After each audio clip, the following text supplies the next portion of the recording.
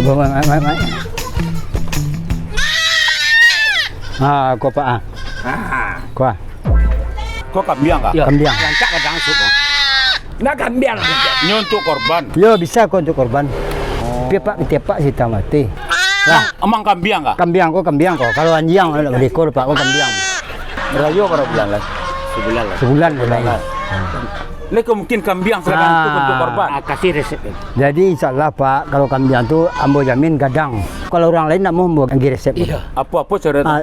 Makannya pelet, airnya mineral, perasaannya jago. Supaya gapuk, le bisa gapuk sebulan. Mampunya gapuk makan teratur lalu teratur dan perasaannya kan naik. Pak cekak di bini apa jadi mukanya. Iya. Oh, nak boleh mukanya. Nak boleh perasaannya kan naik. Kamu kadang di rumah ribut. Tak, itu ni tak boleh kambiang. Ekonomi apa bahasa kau sulit apa bercakap je nak. Pak jangan terengah dia. Stresnya melakukan dia jalan lembo. Ya. Oh, tu tahu itu. Tahunya. Tak boleh. Dia tak pengaruh tu. Tidak pernah stres tu. Onda anak bon anak anu tu kareh huni. Kareh tukar kendal pot dia baru tak usah pakai kendal pot.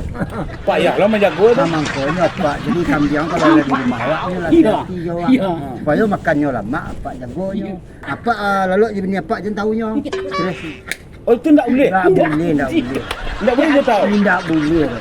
Yang lain tak kecil cuma nak tahunya bini yang bon. Awak kan di rumah ada lo anjing. Tu menjalak. Kalau kambiang perlu anjing.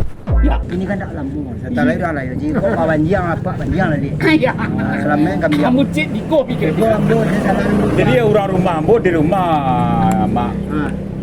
Kan bako kue koroki ko. Oh, tak boleh. Jangan ini stres. Tak boleh dah. Stres. Tak boleh menangah musiknya tak boleh pian kecil tadi. Ya. TV matian lalunya tak jago, makan tak jago. Mamande akan biang macam dia. Tak boleh manjak. Berarti sebulan ko koroki ko tak boleh. Tak boleh. Kita jalan bapak. Mamande tak boleh. Tak boleh manjak panjang dia jatuh kau. Yakin bo yakin bo. Tayo. Niang saya lah. Aku teranggar kambiang stres. Tidak jadi pengurus dah. Dia gara-garanya mau bensek. Teranggar kambiang stres kambiang. Itu mana boleh? Tak boleh. Tangkan tak boleh. Aku dah berlari. Tangkan tak boleh. Kambiang bo teranggar. Menyalangnya kadang. Menyalangnya kadang. Dia nyampang berang awak. Tak boleh. Senyum. Tak boleh dah. Stresnya pokoknya jalan bo. Banyak dia kambiang korban. Jalan bo kalau stres tak kadang ni jalan bo. Ini kambiang mak ko? Ini kambiang bo mah. Oh, iya. Bapak Thailand mandainya Pakistan. Iya kalau mi kami jaga. Iya. Kau apa yakin kau? Insyaallah. Kadang kambiang tak. Ya. Yakin kalian?